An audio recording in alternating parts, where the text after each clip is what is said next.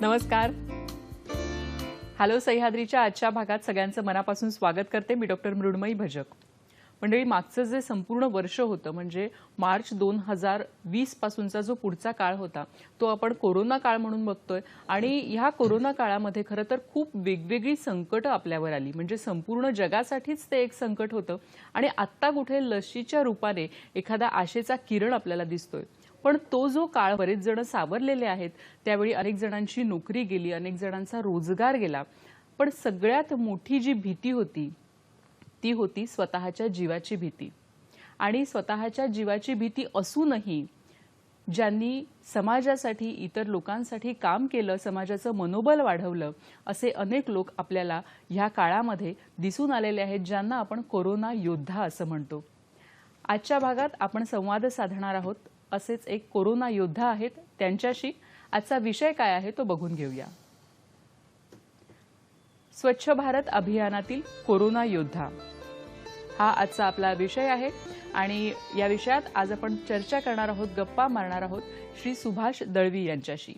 Sir नमस्कार. नमस्कार. कार्यक्रमात मनापासून स्वागत करते आपलं. सरांची अगदी थोडक्यात ओळख करून देते. सर विशेष कार्यकारी अधिकारी आहेत स्वच्छ भारत अभियान मुंबईचे.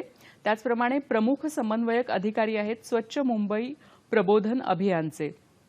सर व्याख्याते आहेत, मोटिवेशनल कोच आहेत आणि वेगवेगळ्या स्तरावर ते त्यांच्या बोलण्यातून, त्यांच्या व्याख्यानांमधून लोकांना मोटिवेट करत असतात. विशेषतः या कोरोना काळामध्ये त्यांचं जे काम होतं ते नक्कीच उल्लेखनीय होतं. आणि नुकतंच महामहिम राज्यपालांच्या हस्ते त्यांचा विशेष असा सन्मान झालेला आहे. आज आपण त्यांच्याशी बोलणार आहोत. या संपूर्ण काळामध्ये त्यांचं काम जे होतं ते कशा पद्धतीने होतं याविषयी. त्याचप्रमाणे घनकचरा व्यवस्थापन या विभागामध्ये सर आहेत. आणि ते जे व्यवस्थापन आहे, स्वच्छता आहे, या संपूर्ण कोरोना काळातली स्वच्छता आणि यानंतरची पण स्वच्छतेचा जो प्रश्न आहे त्याबद्दलही आपण चर्चा करणार आहोत. तुमच्या मनातही अनेक प्रश्न असतील, शंका असतील. त्यासाठी आमचे जे दूरध्वनी क्रमांक आहेत ते टिपून घ्या. दूरध्वनी क्रमांक असे आहेत 24908050 आणि 24988050. 022 हा आहे एसटीडी कोड मुंबई बाहेरील सगळ्या प्रेक्षकांसाठी आणि मोबाईल धारकांसाठी. फोन जरूर करा, पण नेहमीच्याच दोन गोष्टी आपण लक्षात ठेवणार आहोत. जेव्हा तुम्हाला कळेल की फोन इथे जोडला गेलाय तेव्हा टीव्हीचा आवाज जो आहे तो अगदी कमी ठेवा किंवा पूर्ण बंद ठेवला तरी चालेल. आणि आजचा जो विषय आहे विषयाला अनुसरूनच आपले नेमके प्रश्न आम्हाला अपेक्षित आहेत. तर सुरुवात करूया. सर नमस्कार, पुन्हा एकदा स्वागत करते आपलं. नमस्कार. नमस्कार. सगळ्यात आधी अभिनंदन की नुकतंच तुम्हाला महामहिम राज्यपालांच्या हस्ते तुमचा सन्मान झालेला आहे या संपूर्ण कामासाठी. तुम्ही जेव्हा हॉस्पिटल्समध्ये गेला म्हणजे कोरोना काळामध्ये, खरं तर तुमचा जो विभाग आहे तो स्वच्छता विभाग आहे, पण तरीही अनेक डॉक्टर्स असतील किंवा नर्सेस असतील जे कोरोना काळात खरंच घाबरलेले होते. तर अशांचं मनोबल वाढवण्याचं खूप मोठं काम तुम्ही केलंय. तर त्याबद्दल तुम्ही नेमके म्हणजे हॉस्पिटलकडे कसे वळलात? बरं, पहिली गोष्ट म्हणजे ह्या निमित्तानं मी आमच्या घनकचरा व्यवस्थापन विभागाच्या संपूर्ण टीमला हा मिळालेला पुरस्कार आहे मी त्यांना समर्पित करतो. त्याचबरोबर मला जी संधी दिली आमचे ॲडिशनल कमिशनर सुरेश काकाणी साहेब आहेत, त्यांनी आणि माझ्या डिपार्टमेंटचे जे प्रमुख अभियंता आहेत त्या सगळ्यांनी जी संधी दिली हे काम करण्यासाठी, म्हणून त्यांचे विशेष करून आभार मानतो. दुसरा मुद्दा ह्याच्यातला महत्त्वाचा असा आहे की संपूर्ण कोरोना काळामध्ये आपण जर बघितलं असेल तर स्वच्छता हा महत्त्वाचा विषय त्याच्यामध्ये बघणं आणि स्वच्छतेबरोबर स्वतःची काळजी कसं घेणं. आणि त्यामुळे आमच्या ज्या घनकचरा व्यवस्थापन खात्याच्या ज्या कर्मचाऱ्यांच्या चौक्या होत्या त्या चौक्यावरती जाणं, घनकचरा खात्याच्या अधिकाऱ्यांना मोटिवेट करणं, त्यांना समजावणं, सांगणं, ह्या सगळ्या गोष्टी आपण त्यासाठी करत होतो. पण त्याचबरोबर कोरोना काळामध्ये हॉस्पिटलची जबाबदारी पण स्वच्छतेच्या संदर्भामध्ये माझ्याकडे सन्माननीय अतिरिक्त आयुक्त महोदयांनी समन्वय अधिकारी म्हणून दिली होती. आणि म्हणून असंच एकदा म्हणजे राऊंड चालू असताना घाटकोपरच्या एका आमचं राजेवाडी हॉस्पिटल आहे त्या हॉस्पिटलमध्ये आम्ही गेलो आणि साफसफाईची संपूर्ण हे बघत असताना लक्षात आलं त्या ठिकाणी की काही आमचे कर्मचारी घाबरल्या अवस्थेमध्ये आहेत. आणि त्या सर्वांनी मिळून आमच्या ज्या तिकडे मेडिकल सुपरिटेंडंट असतात आमच्या हॉस्पिटलच्या त्यांच्या कॅबिनमध्ये संपूर्ण त्यांना घेराव घातल्या गेलेला आहे, त्याच्याशी बोलतायत. आणि त्यातला महत्त्वाचा मुद्दा बघितला की त्याच्यामध्ये सोशल डिस्टन्सिंग नव्हता आणि हे करोनावरती बोलत होते. तर त्याच्यामुळे करोना म्हणजे काय, नक्की करोनामध्ये स्वतःची काळजी कशी घ्यायला पाहिजे, काय घ्यायला पाहिजे याचं पूर्ण ज्ञान आपण स्वतः घेतलेलं होतं, माझ्या कर्मचाऱ्यांना आपण दिलं होतं. पण हॉस्पिटलमध्ये जेव्हा हे प्रसंग बघितला तर पहिली घटना जी अशी होती की पहिल्यांदा तोंडावरती मास्क होता, हातामध्ये ग्लोव्स होता. आपण जेव्हा गेलो आणि गेल्याच्या नंतर म्हटलं पहिल्यांदा सगळ्यांना पहिलं कॅबिनमध्ये पहिले बाहेर पडा ताबडतोब. त्यामुळे काय झालं असं पॅनिक झालं एकदम. म्हणजे काय झालं आम्ही आमच्या जीवाला धोका आहे. अरे म्हटलं जीवाला धोका कोरोनापासून आहे, पण तुम्ही आता कोरोना पसरवायचा प्रयत्न करू शकता या निमित्तानं. म्हणजे ह्याच्यामध्ये सोशल डिस्टन्सिंग पाहिजे, मास्क पाहिजे तुम्हाला. आणि मग त्यानंतर जसं बाहेर घेतलं आणि बाहेर घेतल्याच्या नंतर त्यांचं मोटिवेशन चालू केलं की नक्की बाबा काय प्रॉब्लेम्स आहेत काय नाही आहेत समजून घेतलेत. आणि तिथून जे काही प्रॉब्लेम्स होते ते हायर ऑथॉरिटीला जे समजवणं सांगणं कॉर्डिनेट करणं फॉलोअप करणं ह्या गोष्टी आपण त्याच्यामध्ये केल्या. पण त्याचबरोबर एक महत्त्वाचा मुद्दा जो होता की मुंबई महापालिकेमध्ये आपल्याला नोकरी का मिळाली आणि आपण आपल्यालाच का नोकरी मिळाली. महाराष्ट्रामध्ये जवळजवळ 10-11 कोटी लोक राहतात. 11 कोटीमध्ये आपण असे भाग्यवान का आहोत. आपल्याला ही जबाबदारी नियतीने दिलेली आहे आणि नियतीला माहिती होतं की ह्या काळामध्ये असं एक संकट येणार आणि ह्या संकटामध्ये हेच व्यक्ती जे आहेत जे लोक या सामाजिक सेवा करण्यासाठी कार्यतत्परे पुढे येणार आहेत आणि ह्या युद्धामध्ये आपण करोना योद्धा म्हणून कसे काम करणार याची जबाबदारी म्हटलं ईश्वराने दिलेली होती, आपल्याला नियतीने दिलेली होती. हा मुद्दा त्यांच्या मनावरती पूर्ण ठासून दिला. आणि त्याच्यानंतर स्वतःची काळजी घेणं, कुटुंबाची काळजी घेणं, काम करताना इतर सगळी कशी काळजी घेणं, लोकांना संदेश कसा देणं, हा जो विषय होता तो एवढ्या इफेक्टिव्ह पद्धतीने लोकांसमोर गेला की लोकांना लक्षात आलं की आमच्या कर्मचारी की यस. आणि मग त्यावेळी झटकन इन्स्पायर झालेत आणि मग मी प्रतिज्ञा घेतल्या. आणि प्रतिज्ञा घेतल्यानंतर त्या दिवसापासून आजपर्यंत आपण जर बघितलं असेल तर आमच्या संपूर्ण हॉस्पिटल्स ते किंवा इतर सगळ्या हॉस्पिटलमध्ये आणखी जोशाने आमच्याकडे कामं सुरू झाली. प्रत्येक ठिकाणी प्रतिज्ञा घेण्याचा शपथ घेण्याचा कार्यक्रम सुरू झाला आणि धैर्याने तोंड देण्यासाठीची तयारी आमची झाली आहे.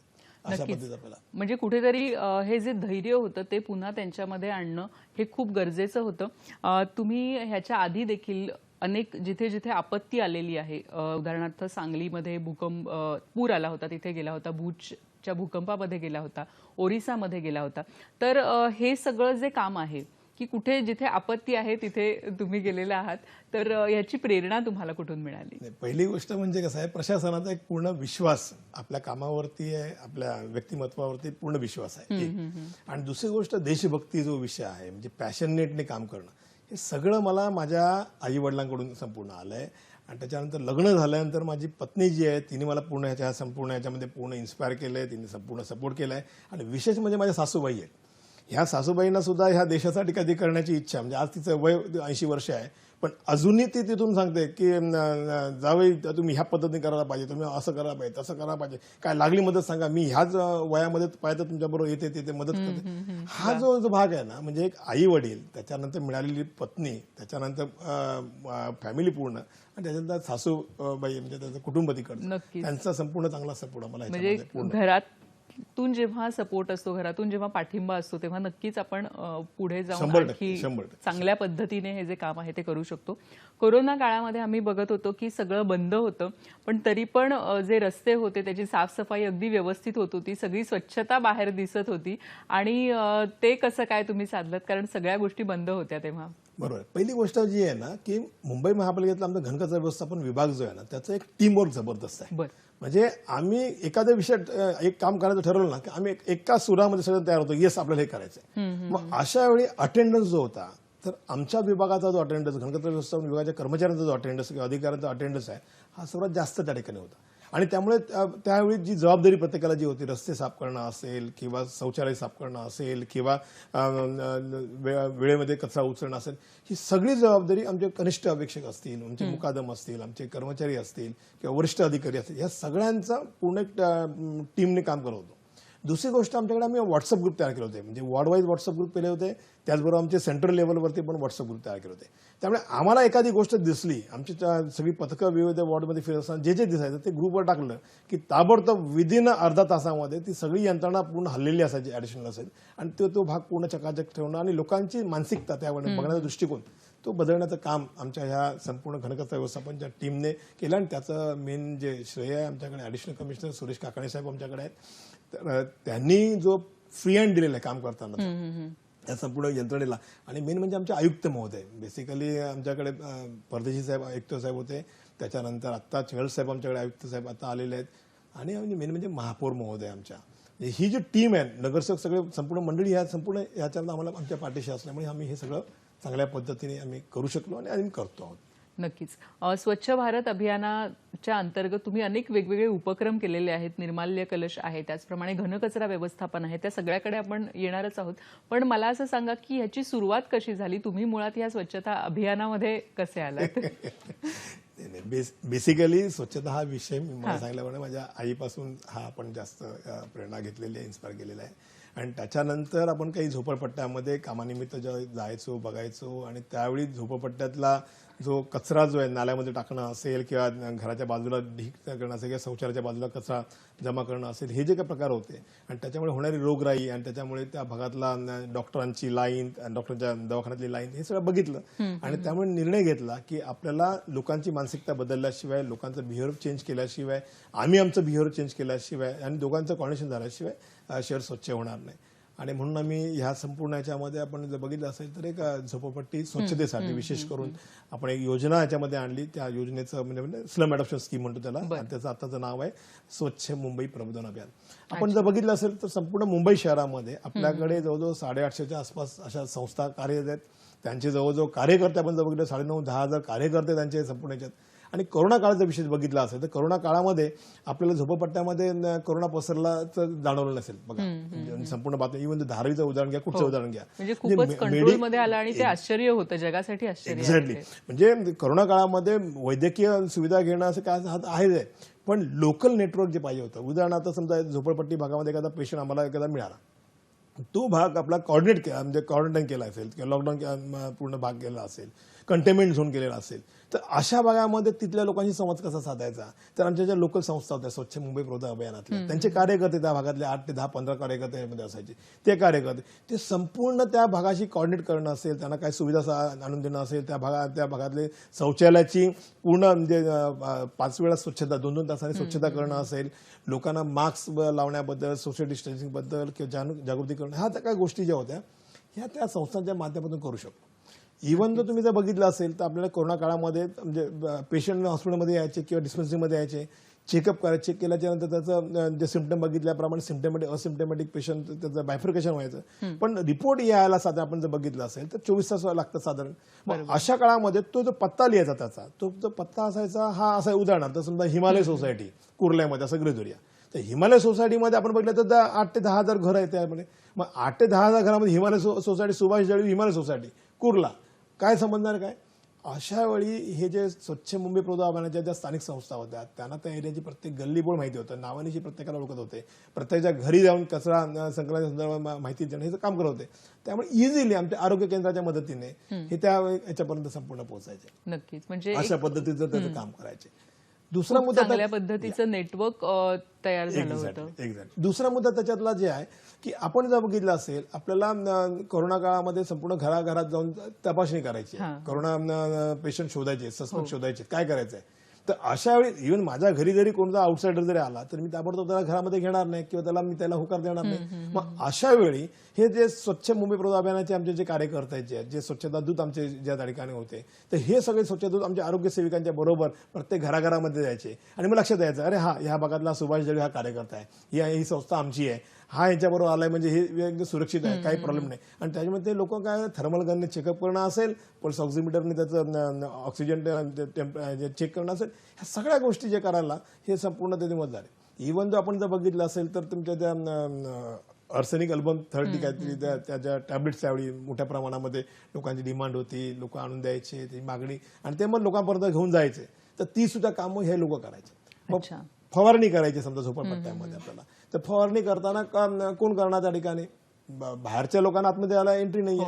मग अशा लोकांना स्थानिक नगरसेवकांनी आणि ह्या संस्था एकत्र आल्यात आणि ह्या लोकांनी मग त्याचे जे त्यांना पंप दिलेले होते, त्या पंपाने प्रत्येक गल्ली बोळ, प्रत्येक डोर टू डोर जिथे जिथे हात लागणं शक्य आहे किंवा काय असे जे टच पॉईंट जेवढे त्या वस्तीतले आहेत त्या ठिकाणी त्याचं पेस्ट कंट्रोल करणं असेल किंवा सोडियम हायपोक्लोराईड त्याचं फवारणी करणं असेल, लोकांना धीर देणं असेल किंवा लोकांना सामान पाहिजे असेल, काय असेल तर त्याला आणून देणं असेल, काय हे सगळं काम जे आहे ना, हे स्वच्छ मुंबई प्रबोधन अभियान ह्या योजनेतील कार्यकर्त्यांनी फार चांगलं केलं. आणि मेन म्हणजे आमचे जे ज्युनियर ओव्हरसिअर असतात त्या भागातले, जे कनिष्ठ अधीक्षक म्हणतात, आणि हे अधिकारी जे आहेत ना त्या नोडल ऑफिसर असतात त्या भागातले, आणि त्या लोकांचं त्यांचं जे कॉर्डिनेशन होतं त्या कॉर्डिनेशन माध्यमातून खूप चांगल्या पद्धतीने आम्ही हे करू शकलो. आणि म्हणून तुम्ही बघितलं असेल बघा, धारावीला आम्हाला पुरस्कार मिळाला. म्हणजे मेडिकल हा एक भाग झाला, म्हणजे त्याची तपासणी करणं असेल का ट्रीटमेंट करणं असेल का काय करणं, पण ते बाकीची गोष्ट आहे. त्या भागातली स्वच्छता असेल, त्या भागात लोकांना अवेअरनेस करणं असेल, लोकांना सोशल डिस्टन्सिंग असेल, लोकांना मास्क लावण्याचे सांगणं असेल, लोकांना मास्क पुरवणं असेल का जे काय असेल, या सगळ्या गोष्टी आम्ही त्या पद्धतीने करू शकतो. म्हणजे स्वच्छ भारत प्रबोधन अभियान हे जे अभियान आहे, या अभियाना अंतर्गत म्हणजे स्वच्छता हा एक तर विषय आहेच, पण त्याशिवाय कोरोना काळातही अतिशय महत्त्वाचं असं काम केलेलं आहे. याविषयी आणखीही जाणून घेणार आहोत आपण कार्यक्रमातून, पण आता थांबतो एका छोट्याशा विश्रांतीसाठी.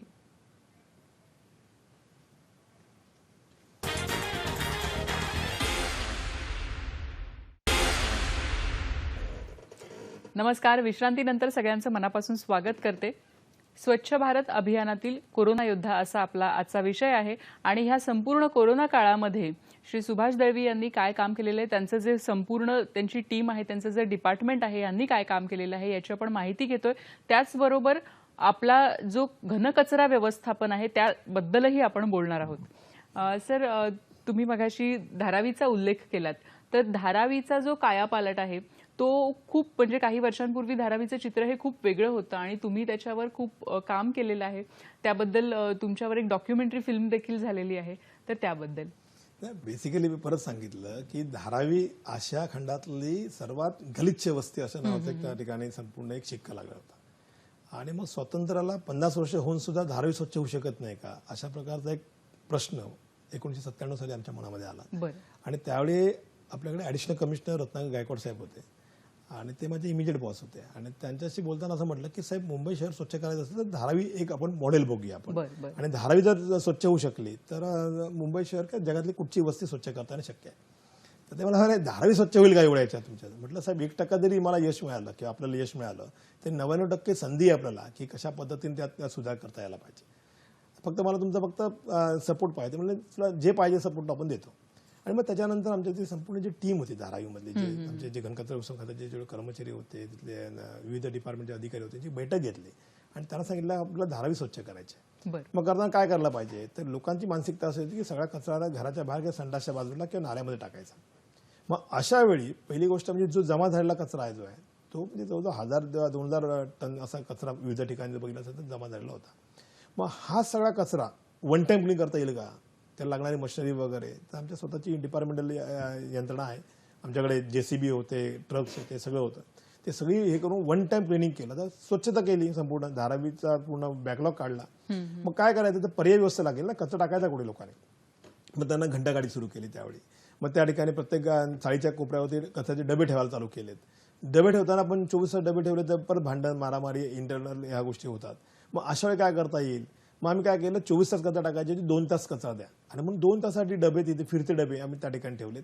आणि 2 तासामध्ये लोकांनी त्यांचा कचरा टाकण्यासाठी मानसिकता बदलायला चालू केली. आणि त्यामुळे कुठेही कचरा जरी बघितला तर 24 तास उचलण्याची ग्वाही मुंबई महापालिकेच्या वतीने दिल्याच्या नंतर लोकांनी त्याला चांगला आपला सपोर्ट दिला. आणि मग श्रमदानाच्या माध्यमातून मग आम्ही प्रत्येक गल्लीबोळ, घाण तर काय BMCने केलेली नाहीये, लोकांनी मिळून केलेली आहे.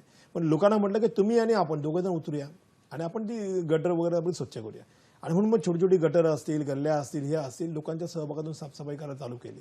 आणि त्याच्यात विशेष म्हणजे माझे जे कर्मचारी होते महापालिकेच्या त्या भागातले, तर त्यांचा जो टायमिंग होता सकाळी 6:30 ते दुपारी 1-1:15 वाजेपर्यंत त्यांचा टायमिंग आहे कामाचा.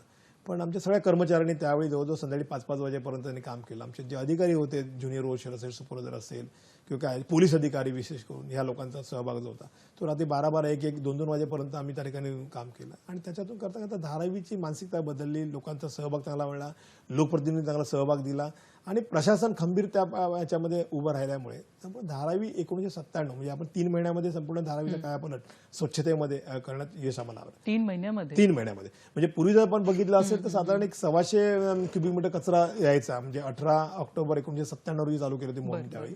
आणि जर आपण 98 म्हणजे 26 जानेवारी 98ला जर बघितलं असेल तर त्यावेळी जवळजवळ 600-650 क्युबिक मीटर एवढा कचरापेटीवर यायला लागला. म्हणजे हा जो बदल जो होता हा लोकांनी दिलेल्या सहकार्यामुळे आणि लोकांच्या सहभागातून हे सगळं करणं शक्य झालं. विशेष म्हणजे हे करताना मी उल्लेख याच्यात हे करेन, याच्यामध्ये मेन म्हणजे माझ्या कुटुंबाचा सहभाग चांगला त्याच्यात. म्हणजे लहान मूल घरामध्ये आहे, आई वडील आहेत, संपूर्ण आहेत. अशा वेळी त्यांनी प्रोत्साहन देणं, म्हणजे सकाळी 5:30ला घर सोडायचो, रात्री 12 वाजता किंवा 2 वाजता घरी जायचो. तर अशा वेळी खंबीरपणे माझी पत्नी जी होती ती संपूर्ण खंबीरपणे उभी राहिली. इव्हन तो हा करोना काळ जरी आपण जर बघितला असेल तर करोना काळामध्ये सुद्धा आपण म्हणजे प्रत्येकाच्या म्हणजे आमच्या अधिकाऱ्याच्या घरात सांगायचं, अरे कशाला तुम्ही नाही गेलं काय, थोडं बीएमसी बंद पडणार आहे, थोडंच करोना तुम्ही नाही गेलं तर पळून जाणार आहे का, असं असं ते सगळं व्हायचं. पण आमच्या केसमध्ये आमची मिसेस म्हणायची नाही, म्हणजे हे संकट आहे, संकटामध्ये तुम्ही लढलं पाहिजे, आपण गेलं पाहिजे, काय लागेल तो सहभाग आपण देऊया. आणि म्हणून घरी आल्यानंतर आपण जर बघितलं असेल तर माझ्या घरामध्ये बाहेर निरंजन लावलेलं असायचं.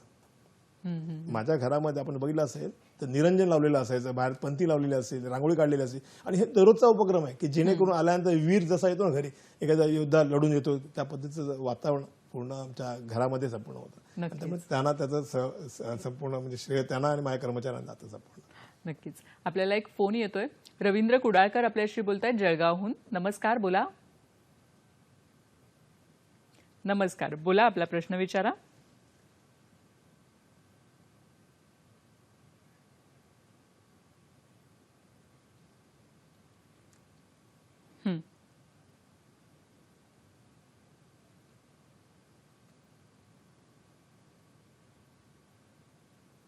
हो, बरं.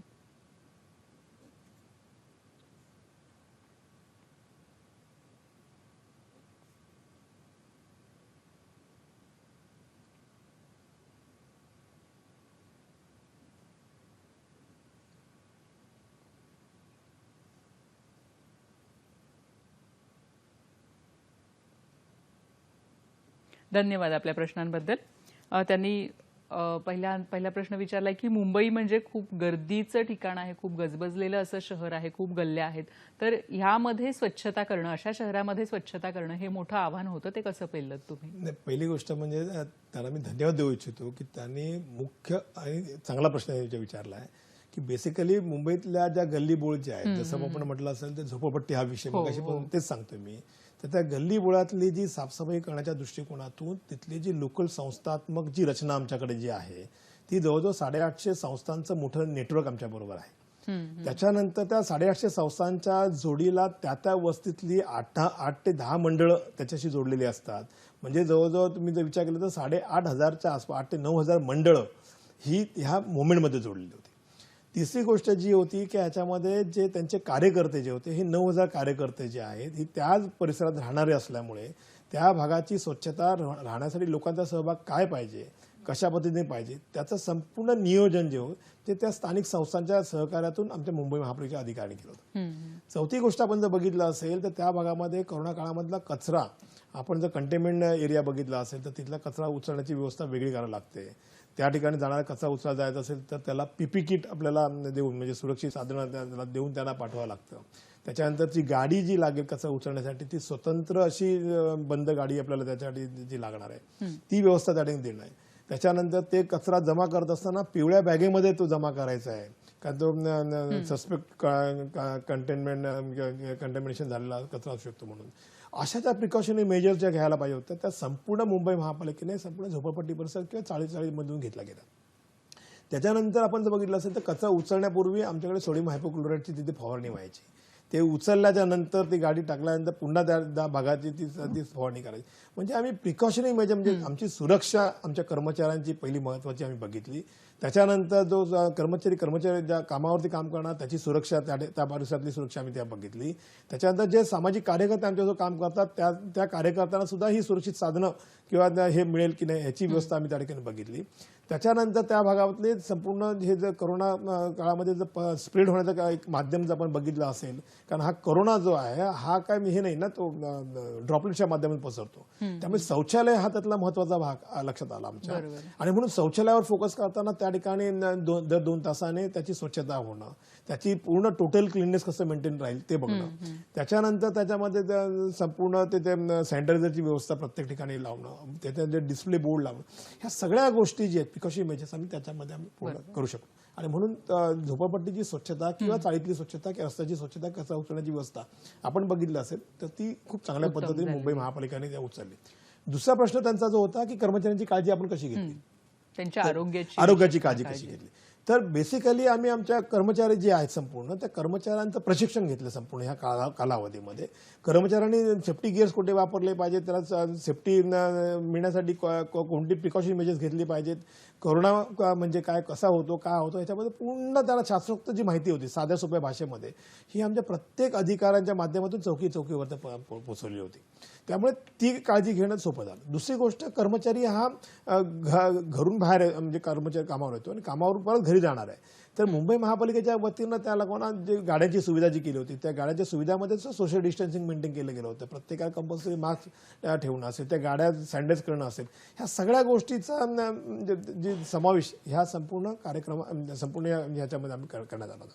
आणि त्याच्यानंतर आपण जर बघितलं असेल तर कर्मचारी घरी गेला तर त्यांनी घरी जाण्यापूर्वी त्याचे कपड्याचं पूर्ण त्याचं सॅनिटेशन कसं करायला पाहिजे, त्याची काळजी कशी घेतली पाहिजे, हे सगळं त्याला जे सांगितलं असल्यामुळे आमचा कर्मचारी आपण जवळ बऱ्याच प्रमाणामध्ये सुरक्षित राहिला. बरोबर आहे.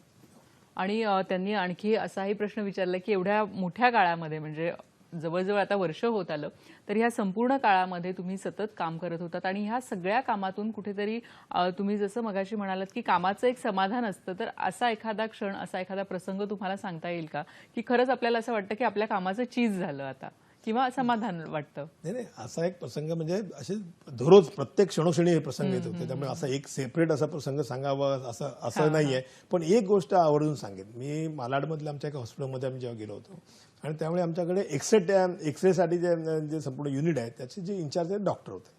तर त्या डॉक्टरांच्या घरी दोन महिन्याचं 2 वर्षाचं त्यांचं मूल होतं आणि घरामध्ये 70 वर्षाची त्यांची सासूबाई आहे.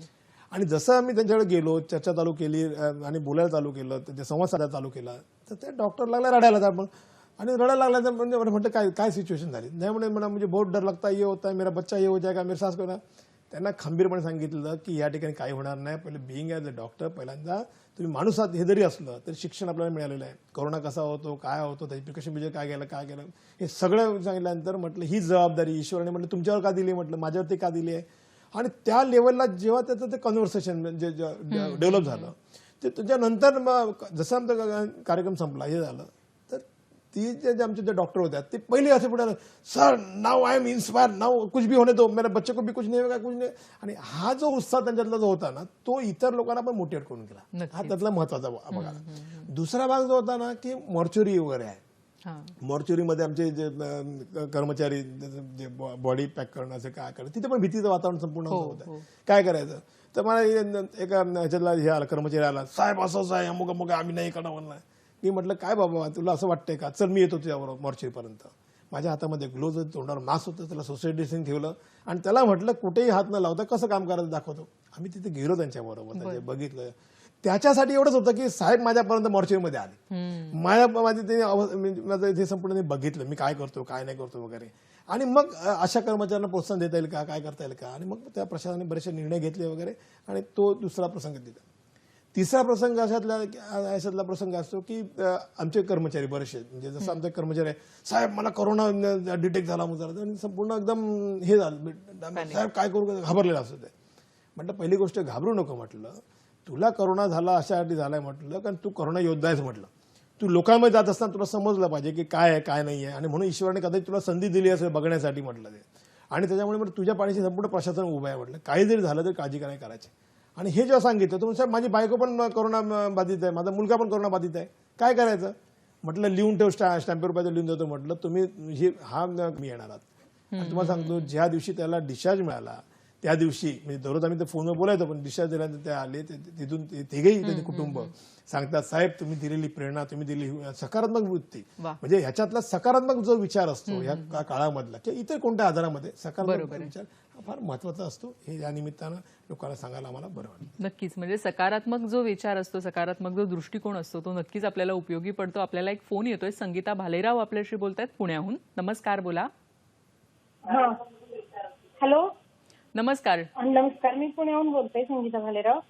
माझा प्रश्न असा होता की एवढे मोठे शहर महानगर इथे कचऱ्याचं नियोजन कशा प्रकारे केलं जातं. म्हणजे ओला कचरा संपूर्ण खत केलं जात नाही आणि प्लास्टिकचं रिसायकल काही केलं जात नाही आणि प्रचंड त्यासाठी प्रचंड खर्च होतो. तर हे आपण कशा प्रकारे करू शकता किंवा प्लास्टिकचं काय करतात आणि बहुतांश. धन्यवाद. खरं तर खूप मोठा प्रश्न आहे त्यांनी विचारलेला. नाही, चांगला प्रश्न की आहे, चांगला उलट. प्रश्न नक्कीच आहे. ओला कचरा, सुका कचरा ह्याचं व्यवस्थापन कसं करायचं आणि प्लास्टिकचं काय करायचं असं त्यांनी विचारलंय. मी पहिला त्यांचा एक मुद्दा घेतो प्लास्टिकवरचा. आता ह्या सगळ्या गोष्टीमध्ये जोपर्यंत आपण स्वतःपासून सुरुवात करत नाही तोपर्यंत काय त्याच्यात आपलं यश येत नाही. उदाहरणार्थ समजा आता 2000 सालापासून मी माझं स्वतः उदाहरण तुम्हाला देतो. 2000 सालापासून मी अभ्यास केला. काय केलं तर सकाळ दुपार संध्याकाळ माझ्या घरामध्ये झाडू मारला जातो, संपूर्ण घर साफ केलं जातं आणि तो जो काय कचरा असेल तो सगळा प्लास्टिक पिशवीत आणि प्लास्टिक पिशव्या मिळायच्या. त्या प्लास्टिक पिशवीमध्ये जमा केला जायचा आणि फ्रीमध्ये प्लास्टिक पिशव्या मिळायच्या, त्यामुळे त्या कचऱ्याच्या डब्यात जायच्या. दिवसाच्या 3 प्लास्टिक पिशव्या, आठवड्याच्या 7 21 म्हणजे 20 पकडा, महिन्याच्या 80 झाल्यात म्हणजे 4 आठवडे पकडल्यानंतर 20 80 झाल्या, 80 प्लास्टिक पिशव्या, वर्षाच्या झाल्या 12 96 म्हणजे 960 म्हणजे 1000 प्लास्टिकच्या पिशव्या माझ्या घरातून कचरा जातात. मुंबईची लोकसंख्या आपण अभ्यास केला साधारण 1.5 कोटीच्या आसपास आहे. एका घरामध्ये आपण जर बघितलं असेल तर आपल्याकडे 5 माणसं आहेत म्हणजे 30 लाख कुटुंब. आपण बघितलं 30 लाख कुटुंबाकडून 1000 पिशव्या जर कचऱ्यात गेल्या दरवर्षी तर साधारण 300 कोटी प्लास्टिकच्या पिशव्या ह्या कचऱ्यात जातात. 300 कोटी प्लास्टिकच्या पिशव्या मी बंद करू शकत नाही एकटा. मग मी काय करू शकतो, मी माझ्या घरातल्या 1000 पिशव्या बंद करू शकतो का, की येस. मग मी विचार केला की येस आपण तसं करूया. मग मी माझ्यापासून चालू केलं. मी काय केलंय, माझ्याकडे रुमाल बरोबर असतो एक संपूर्ण ठेवलेला असतो, मग दाखवतो म्हणतात हा एक रुमाल आहे माझ्याबरोबर. हा रुमाल मी दिवसभर संपूर्ण वापरतो, घाम आला तर संपूर्ण हे करतो. त्याच्यानंतर काय करतो, संपूर्ण घरी जाताना तो धुतो पूर्ण आणि तो गाडी आहे ऑफिसची त्यामुळे सुकत ठेवतो. आणि त्याच्यानंतर इतक्यात फोन येतो घरून, भाजी घेऊन या अमुक या. मग हा रुमाल उघडतो आणि हा रुमाल उघडल्याच्या नंतर आपण बघितलं रुमालच आहे संपूर्ण. पण रुमाल उघडल्याच्या नंतर आपण जर बघितलं असेल काय मिळतं बघायला आपल्याला, कापडी पिशवी.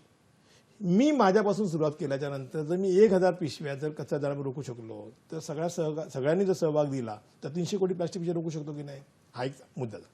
दुसरा मुद्दा झाला सुका कचरा ओला कचरा वेगळा करणं, कचरा वर्गीकरण करणं महत्त्वाचा भाग आहे. मग ते कसं करता येईल, तर माझ्या घरामध्ये मी माझ्या पत्नीला माझ्या मुलांना हे सांगितलं की निसर्गनिर्मित जो कचरा आहे त्याला म्हणतो ओला कचरा आणि जो निसर्गनिर्मित नाही आहे मानवनिर्मित आहे त्याला म्हणतो आपण सुका कचरा. मग सुका आणि ओला कचरा जर वेगळा केल्याच्या नंतर सुका कचरा हा रिसायकलिंग इंडस्ट्रीला पाठवता येईल आपल्याला, म्हणजे रॅकपिकरच्या माध्यमातून संपूर्ण ड्रायव्हर्स कलेक्शन सेंटरला जाईल. ओला कचरा जो आहे, ओल्या कचऱ्याचं खत प्रॉपर कसं करता येईल, तर माझ्या घरामध्ये मी छोटंसं बास्केट तयार केलं आहे.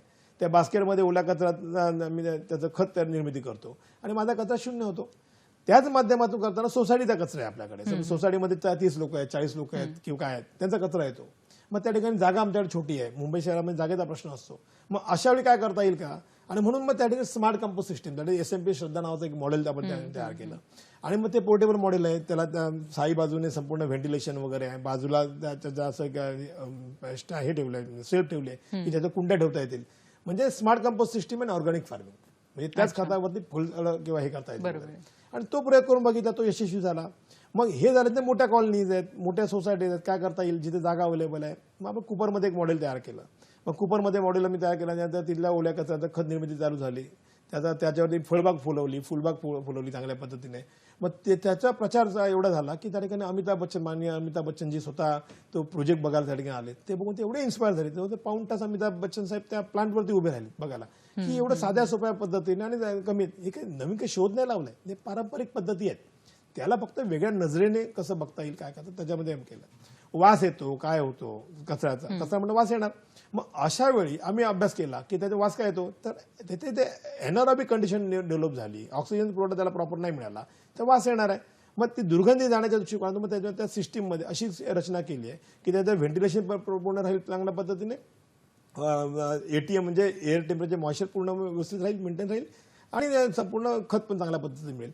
असा एक प्रयोग आम्ही केला, त्याला चांगल्या पद्धतीने यश मिळालं. गव्हर्नमेंट कॉलनी बांद्रा त्याचं चांगलं एक उदाहरण दुसरं आहे, ज्याला शासनाने GR काढले. आता संपूर्ण मॉडेल स्मार्ट कंपोस्ट सिस्टीम हे मॉडेल झालं, Dalvi pattern smart compost system नावाने आता संपूर्ण फेमस आहे.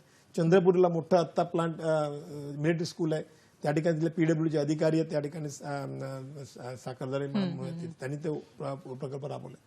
अशा पद्धतीने सोपं आहे, करणं शक्य आहे. बरोबर आहे, हे नक्की आपण करू शकतो. सुरुवात ही आपल्यापासून करू शकतो. आणि जर घरच्या घरी आपल्याला जर हा जो ओला कचरा आहे तो जिरवायचा असेल तर त्यासाठी काय करायचं हे देखील जाणून घेणार आहोत कार्यक्रमातून. आता थांबतो एका छोट्याशा विश्रांतीसाठी.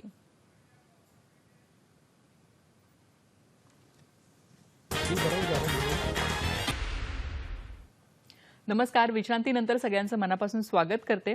आणि आज आपण ज्या विषयावर चर्चा करतोय तो विषय आहे खरं तर खूप मोठा विषय आहे स्वच्छता अभियानातले श्री सुभाष दळवी आज आपल्या बरोबर आहेत आणि ते आपल्याला सांगतात की कोरोना काळामध्ये त्यांचं जे काम होतं ते कशा पद्धतीचं होतं आणि ह्या पुढे स्वच्छता राखण्यासाठी फक्त आपल्या घरची नाही तर आपल्या शहराची, आपल्या समाजाची, आपल्या देशाची स्वच्छता राखण्यासाठी आपण काय केलं पाहिजे. सर, तुम्ही मगाशी सांगितलं की सुरुवात ही आपल्यापासून झाली पाहिजे. तर जेव्हा मला घरच्या घरी घनकचरा व्यवस्थापन करायचं आहे, घरच्या घरी जो काही ओला कचरा आहे तो जिरवायचा आहे, तर त्यासाठी काय केलं पाहिजे? पहिली गोष्ट म्हणजे सॅग्रिगेशन, म्हणजे कचरा वर्गीकरण हा महत्वाचा भाग आहे त्यातला. त्याच्यामुळे जो कचरा कुजू शकतो, साध्या भाषेत सांगायचं म्हणजे जो कचरा कुजू शकतो त्याला म्हणतो आपण ओला कचरा.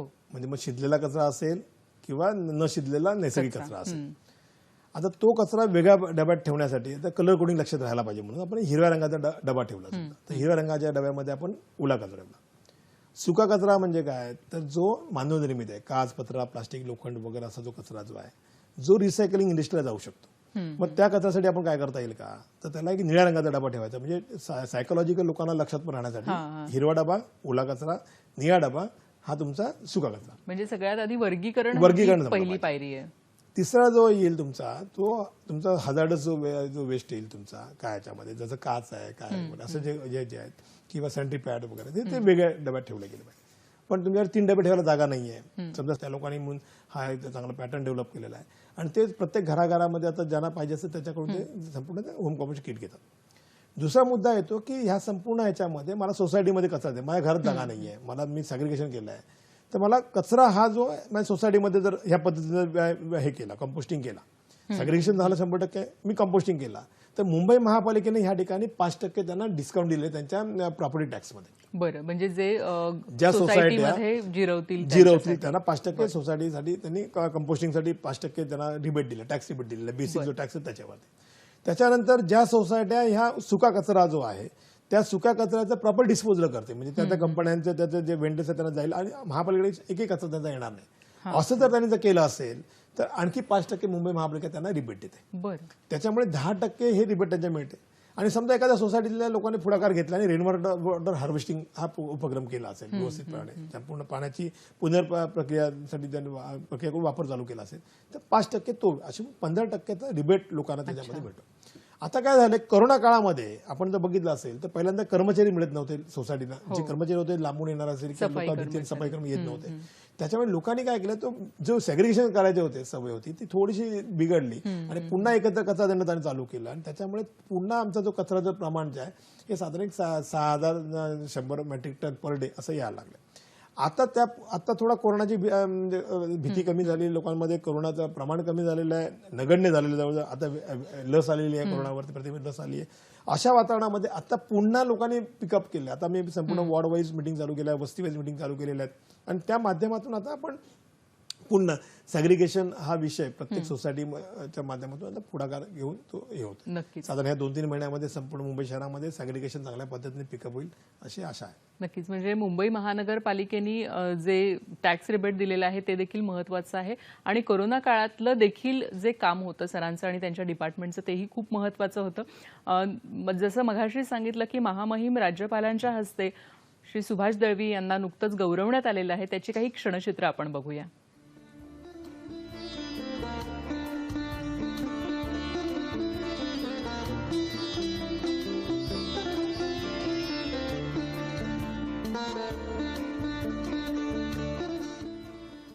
नक्कीच हा तुमच्यासाठी एक अतिशय अभिमानाचा असा क्षण असणार आहे. जेव्हा तुम्ही मागे वळून बघता तेव्हा अनेक वर्षापासून, तुम्ही मगाशी सांगितलं की जवळ 97 पासून तुम्ही ह्या क्षेत्रामध्ये काम करताय. निर्माल्य कलश आज आपण बघतो की गणपती विसर्जन असतं तेव्हा आपल्याला दिसतात किंवा जागोजागी आज निर्माल्य कलश दिसत आहेत. तर निर्माल्य कलश ही जी तुमची संकल्पना आहे तर त्याची सुरुवात कशी झाली?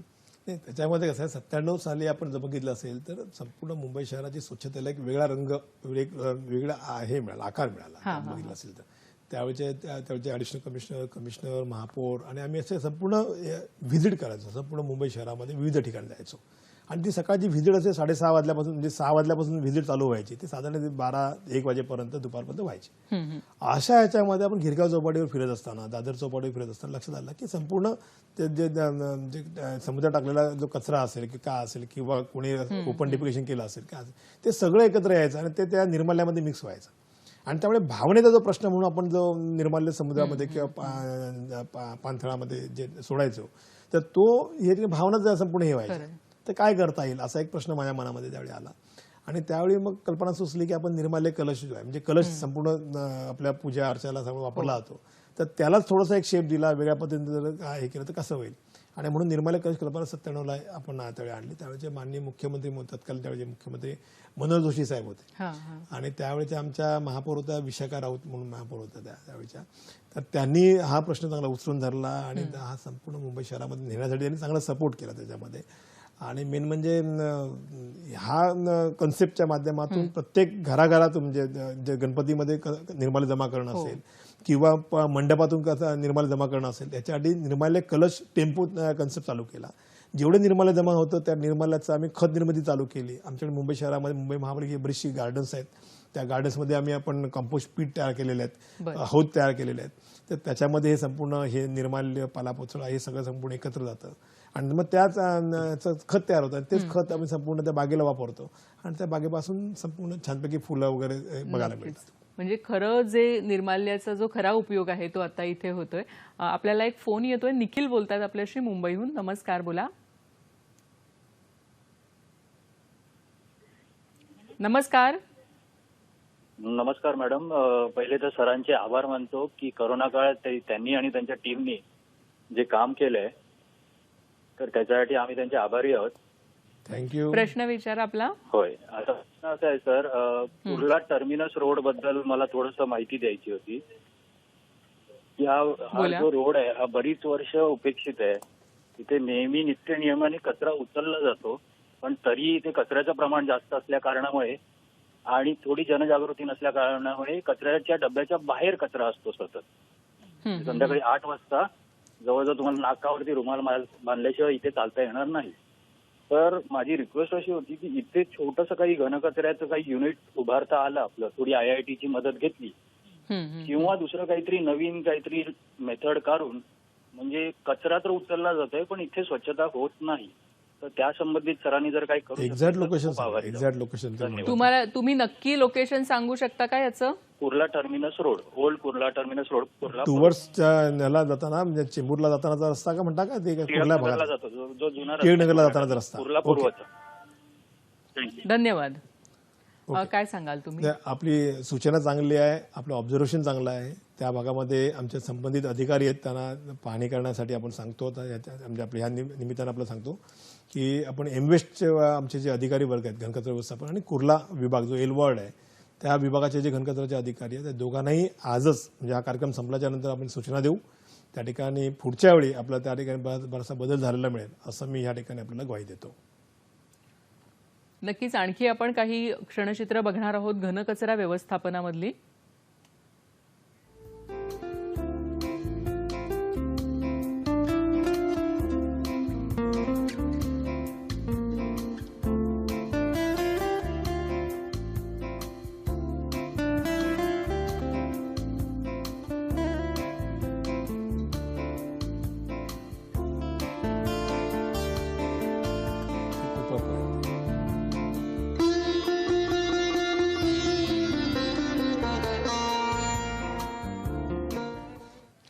मगाशी आपण जी क्षणचित्र बघितली ती मला वाटतं कूपर हॉस्पिटलमधली आहेत की ज्याला माननीय अमिताभ बच्चन यांनी देखील व्हिजिट दिली होती आणि त्यांनी प्रशंसा केली होती त्या प्रोजेक्टची. तर त्या प्रोजेक्टबद्दल थोडंसं सांगा. आणि तिथे आम्हाला बरीच छान अशी झाडी दिसत होती मागे तर आणि असं वाटत नाहीये की ते मुंबईमधलं ठिकाण आहे.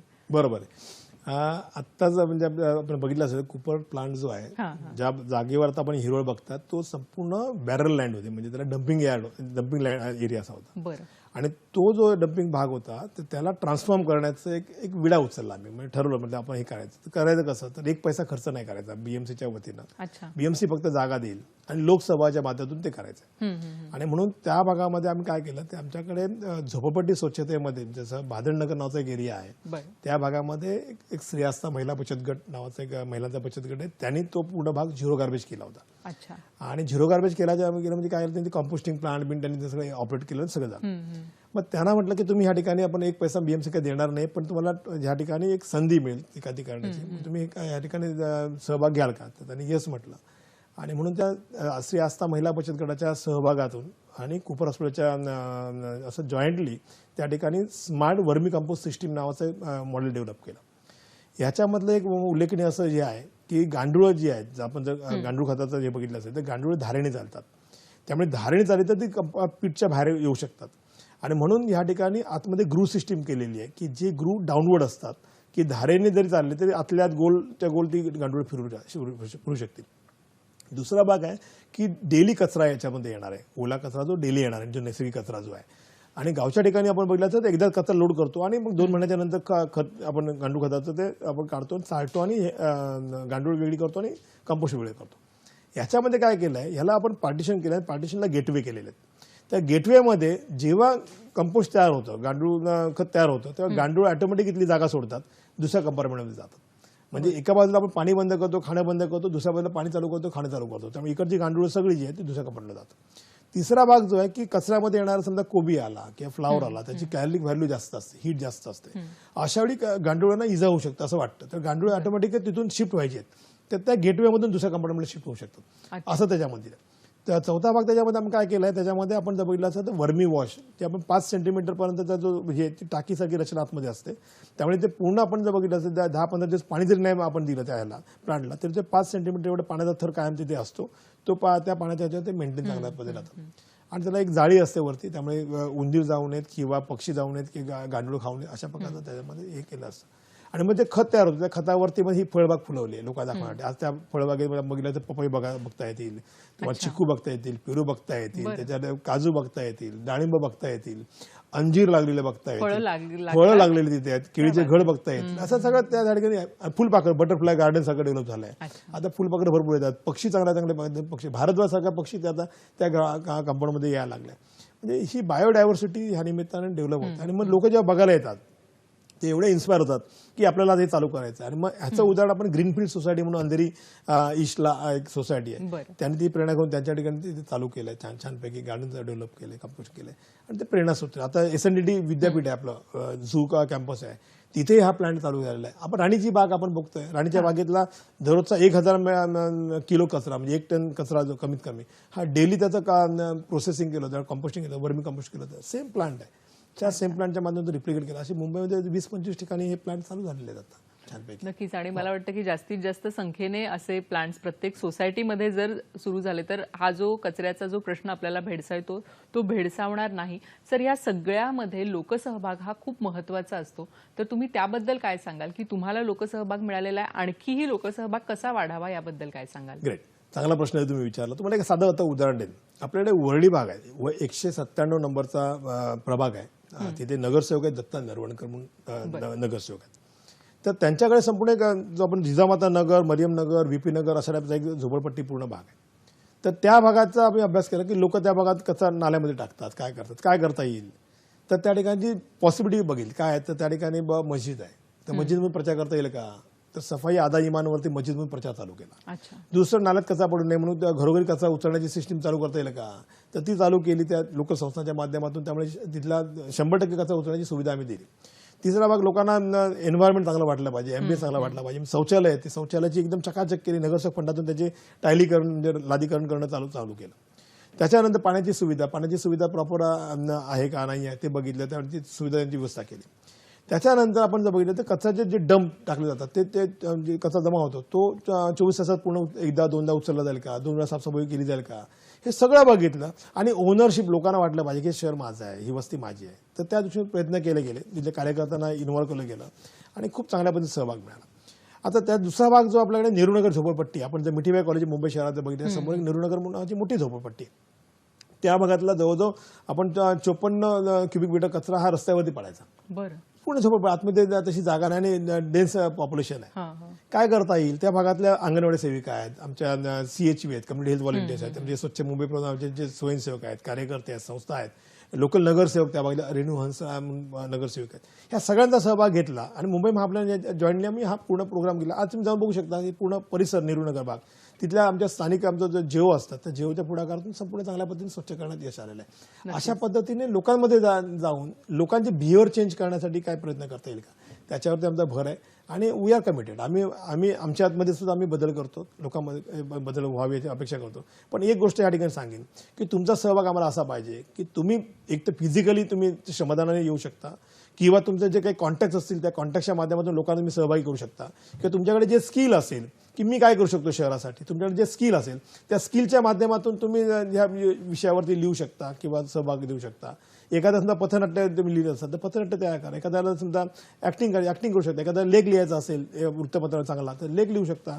तुमचे प्रश्न इव्हन जो आपले सोशल मीडिया आहे, सोशल मीडियाचा वापर चांगल्या पद्धतीने करता एखाद्याला येत असेल तर तुमच्या भागातले प्रश्न चांगल्या पद्धतीने त्याच्यामध्ये मांडू शकता वगैरे. अशा पद्धतीनं आपण मुंबई महापालिका आणि नागरिक एकत्र येऊन आपण काम करू.